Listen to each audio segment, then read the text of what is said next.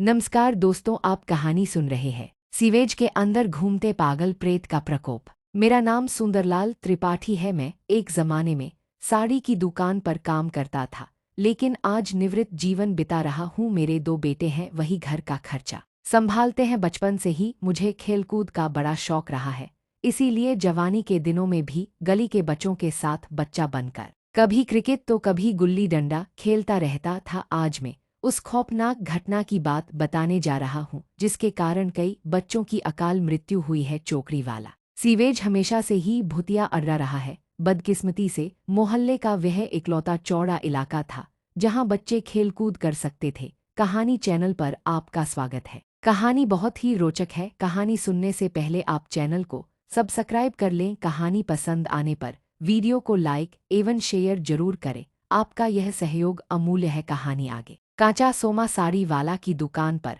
मेरी नई नई नौकरी लगी थी। एक दिन सेठ के बेटे का मुंडन था तो उन्होंने मुझे काम से जल्दी घर भेज दिया। मैं मोहल्ले में चौकड़ी पर जाकर बच्चों के साथ क्रिकेट खेलने लगा। अचानक गेंद खुले सीवेज में जा गिरी। पास खड़ा हुआ नकुल नारियल के छिलके से गेंद बाहर निकालने की कोशिश कर रहा था। तभी उस खुली गटर में तेज हलचल मची। नकुल बड़ी तेजी से वहां से दूर हट गया। सारे बच्चे मस्ती में थे। एक के बाद एक सभी लड़के उस गटर में बड़े बड़े पत्थर फटकारने लगे। मुझे कुछ ठीक नहीं लग रहा था। मैंने सारे बच्चों को सीवेज से दूर किया। उसके बाद मेरी नज़र सीवेज के भूरे पानी पर पड़ी। तब मुझे ऐसा लगा कि पानी के भीतर एक पीली आंखों वाली विकृत आकृति छुपी थी और वहां से सिर फाड़ देने वाली बदबू आ रही थी। वह एहसास दिल दहला देने वाला था। थोड़ी देर हुई तो हम सब घर चले गए। कहानी सुनना एक अच्छी आदत है और आपकी रुचि में बहुत ही गहराई है। अगर अभी तक आपने चैनल को सब्सक्राइब नहीं किया है तो चैनल को सब्सक्राइब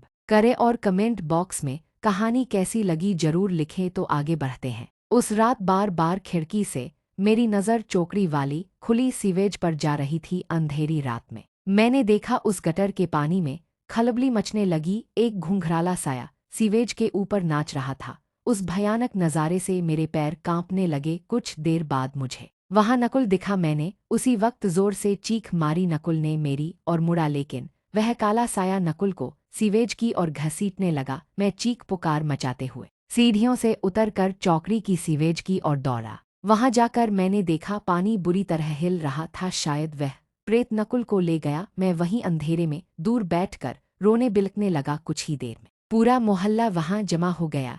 मैंने नकुल के पापा को रोते हुए सारी बात बताई, लेकिन मैं चौंक गया जब उन्होंने खिड़की की ओर इशारा करके बताया कि नकुल तो वह रहा। उस रात लोगों ने मेरा खूब तमाशा बनाया। मैं चुपचाप अपने घर में चला गया। 3 दिन बाद पता चला कि मोहल्ले का एक लड़का अमित बुखार की वजह से गुजर गया। मैं उसके घर गया तो मैंने देखा उसके हाथ पर काटे जाने का निशान था। अमित की दादी ने बताया कि खेल खेल में नकुल के साथ झगड़ा हुआ था, तब नकुल ने अमित को काट लिया था। अब मेरे रोंगटे खड़े हो गए, चूंकि मुझे पता था कि उस बच्चे की मौत का कारण बुखार नहीं, नकुल का काटना ही था। मैं अपना शक दूर करने के लिए उस शाम नकुल के घर गया। मैंने उसे पूछा कि उस रात सीवेज पर तुम ही थे ना? उसने जवाब नहीं दिया और शैतानी हंसी हंसने लगा। मैंने उसको पूछा कि मुंह खोलो, अपने दांत दिखाओ।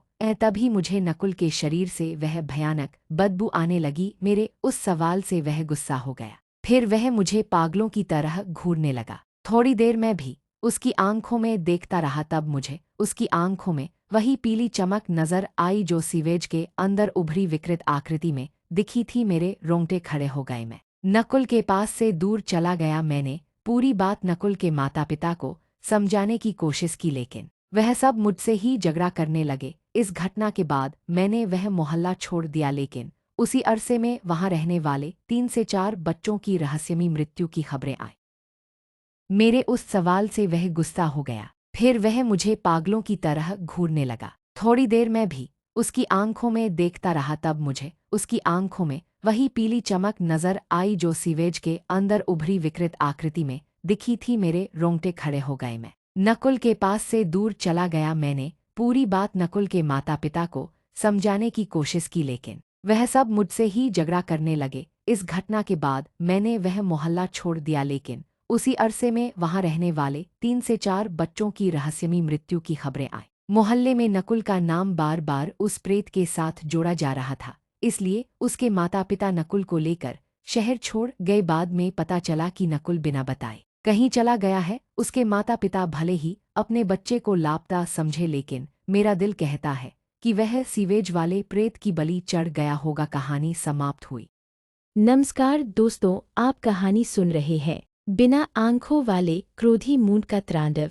मेरा नाम विकास खेलकर है, मैं लातूर में रहता है। मेरे आई बाबा ने बहुत खर्चा करके मेरे को पढ़ाया, लेकिन मेरे को हमेशा अच्छी जॉब के वांधे रहे हैं। अब खर्चा पानी चलाने के लिए कुछ ना कुछ तो करना ही था, इसलिए मैंने एक चिप्स फैक्ट्री में सुपरवाइजर का नौकरी ले लिया। मेरा शिफ्ट 11 बजे रात में शुरू होता था, इसलिए मैं आराम से खाना गिना खा के नौकरी पे चला जाता था। उस रात करीब 1 बजे फैक्ट्री का पावर सिस्टम शॉर्ट हो गया। सेठ बोला, चारों लोग घर चले जाओ, आज छुट्टी। मेरे तीनों कलीग घर को निकल गए, लेकिन मैं किसी कीमत पर अंधेरे में साइकिल पर घर को नहीं जाने वाला था। सेठ बोला कि ताला लगा के ही फैक्ट्री में सो जा। मैंने शायद वही डेंजर गलती कर दिया। मुझे क्या पता था ऐसा करने पर मुझे खून के आंसू रोना पड़ेगा। सबके जाने के बाद मैंने अंदर से ताला लगाया, तभी अचानक आलू छिलने का मशीन का पहिया घूमने लगा।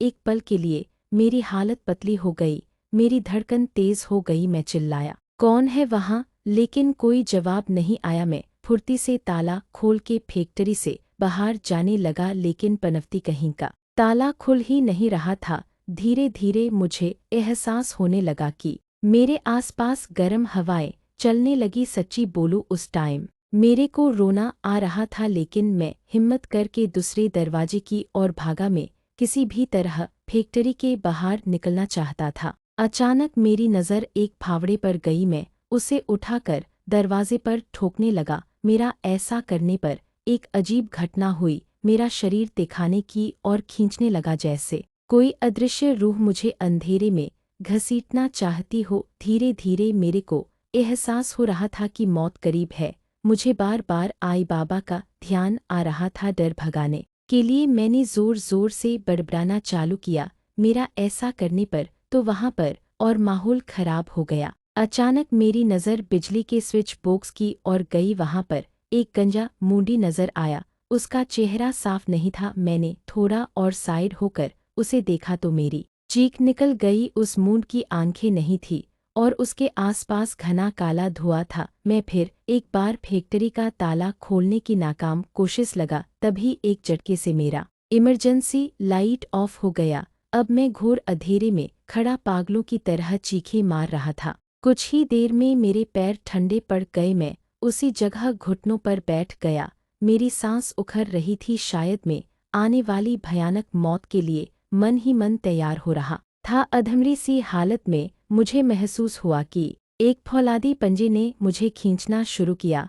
उस भयानक रूह की घटिया गंध को याद करके मेरे को आज भी उबकियां आ जाती है। कुछ देर बाद महसूस हुआ कि मैं ढेर सारी परछाइयों के बीच में अधमरा सा पड़ा था। वह सब एक दूसरे की ओर देखकर फुसफुसा रहे थे, जैसे कोई चांडाल का दल शिकार खाने से पहले बातचीत कर रहा हो। धीरे धीरे उन सब की आवाजें तेज होने लगी। मैंने नजर दौड़ाई तो मुझे वही गंजा बिना आंखों वाला गुस्सेल मूंड सामने दिखा। अचानक उसने गर्म खोलता हुआ पंजा आगे बढ़ाया और मुझे दरवाजे की ओर खींचना शुरू किया। इस घटना के बाद में होश खो बैठा। सुबह हुई तो मैंने देखा कि मैं फैक्ट्री के बाहर मिट्टी पर पड़ा था। मैं अपना हाथ पैर हिला नहीं पा रहा था। सुबह की शिफ्ट वाले कारीगर आए तब मुझे अस्पताल ले गए। डॉक्टर बोला माइनर हार्ट अटैक हुआ है। उस टाइम के बाद मेरे को लगातार ब्लड प्रेशर की दवाई भी खानी पड़ती है। मैं वो नौकरी भी छोड़ दिया। भगवान जाने फैक्ट्री में क्या बला थी और ताला बंद फैक्ट्री से मैं बाहर कैसे आ गिरा। गणपति देवा की कृपा है, वरना आज यह बात बताने को मैं जिंदा नहीं होता। कहानी समाप्त हुई। आपको यह कहानी कैसी लगी कमेंट बॉक्स में लिखकर जरूर बताएं। धन्यवाद। नमस्कार दोस्तों, आप कहानी सुन रहे हैं मनहूस दिन, छिछले पानी के अंदर मौत का भयानक मंजर। मेरा नाम रणविजय बादल है। मेरे पिता एक बिजली कंपनी में कर्मचारी हैं। आज से करीब 1 महीने पहले की बात है। माँ ने मुझे मंडी जाकर सब्जी लाने को कहा। मैं अपना काम निपटा कर बाजार की ओर जाने लगा। तभी अचानक मुझे जोर जोर से एक कुत्ते के रोने की आवाज आने लगी। मैंने पीछे मुड़कर देखा तो पता चला कि वहां पर एक अंडर कंस्ट्रक्शन मकान था। मुझे लगा कि भूख के मारे कुत्ता रो रहा होगा, इसलिए सब्जी लेकर आते वक्त मैं पार्ले बिस्कुट का पैकेट लेकर उस मकान की ओर जाने लगा ताकि उस कुत्ते को कुछ खिला सकूं। अभी मैं मकान के दरवाजे तक पहुंचा तो और जोर जोर से कुत्ता रोने लगा। इसके साथ साथ उस मकान की खुली सीवेज बन रही खुली टंकी का छिछला पानी जोर जोर से उछलने लगा। यह सब देखकर मेरे हाथ पांव फूल गए। मैं सब्जी का थैला और बिस्कुट वहीं गिराकर उस खुली टंकी की ओर भागा। मुझे लगा कहीं पानी भरी टंकी में कुत्ता डूब रहा होगा, लेकिन जब मैंने वहां अंदर झांका तो मेरी रूह कांप गई। उस जमीनी टंकी के खड्डे में एक काला कुत्ता सिसक रहा था। पहले तो मुझे लगा कि वह उसमें गिर गया होगा, लेकिन थोड़ी देर वहीं रहने पर मुझे खौफनाक हकीकत का पता चला। कुत्ता एक कोने में सटा हुआ था, फिर भी उसका पैर बार बार पानी के अंदर खींचा जा रहा था। मैंने थोड़ी हिम्मत करके आसपास से छत भरने का लट्ठा उठाया और उस टंकी के छिछले पानी में घोंपने लगा। वह मेरी हिम्मत थी या बेवकूफी ये पता नहीं, लेकिन मैं वह सब करे जा रहा था। लगातार लट्ठा छिछले पानी में घोंपने के बाद मुझे एहसास हुआ कि पानी के अंदर लट्ठे को कोई पकड़ रहा है। यह सब देखकर मेरे पसीने छूट गए। मैंने झटके से लट्ठा छोड़ दिया, फिर अचानक एक भयानक घुर्राहट वाली चीख सुनी। उसी वक्त मेरी नजरों के सामने वह डरा हुआ कुत्ता छिछले पानी के नीचे खींच गया और दूसरे ही पल में मेरे सामने उस कुत्ते का कटा हुआ मूंड पानी में तैरने लगा। यह सब देखकर मैं फौरन वहां से भागा और नाके पर जाकर जोर जोर से चीखने लगा। लोग इकट्ठा हुए। मैं सबको लेकर उस टंकी के पास गया।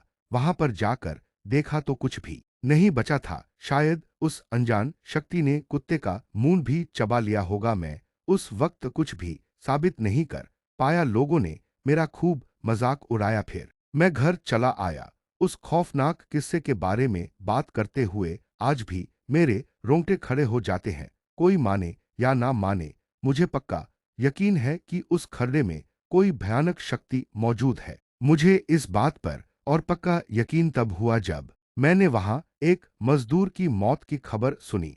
आस पड़ोस के लोग बताते हैं कि चप्पल की पट्टी टूटने से वह गिरकर मरा, लेकिन मेरा दिल जानता था कि उस जगह पर क्या चीज मंडरा रही है। कहा जा रहा है कि उस मजदूर का एक्सीडेंट होने के बाद वह उसी खुले हुए सीवेज खड्डे में गिरा था जहां मैंने वह दिल दहला देने वाला मंजर देखा था। मुझे एक बात बहुत परेशान करती है, जब वह मकान बन जाएगा तो वहां रहने वाले लोगों की क्या हालत होगी। कहानी सुनना एक अच्छी आदत है और आपकी रुचि में बहुत ही गहराई है। अगर अभी तक आपने चैनल को सब्सक्राइब नहीं किया है तो चैनल को सब्सक्राइब करें और कमेंट बॉक्स में कहानी कैसी लगी जरूर लिखें तो आगे बढ़ते हैं। मैंने अपने बुरे अनुभव की बात फैलाना शुरू किया तो मेरे घर पर ही मुसीबत आन पड़ी। उस मकान का बिल्डर घर पर आ धमका और फिर मकान को बदनाम करने की शिकायत मेरे पापा से करने लगा। उस किस्से की वजह से पापा ने पहली बार मुझ पर हाथ उठाया। अब मैं घर पर रहना नहीं चाहता था, इसी लिए मैंने हॉस्टल ले लिया। फिर मैंने सोचा लोगों को अपने इस डरावने अनुभव के बारे में बताना चाहिए, इसीलिए अपनी सच्ची कहानी इंडियन घोस्ट स्टोरीज वेबसाइट को भेज रहा हूं। आशा है मेरा पोस्ट पब्लिश किया जाएगा। कहानी समाप्त हुई। आपको यह कहानी कैसी लगी कमेंट बॉक्स में लिखकर तक जरूर बताएं। धन्यवाद।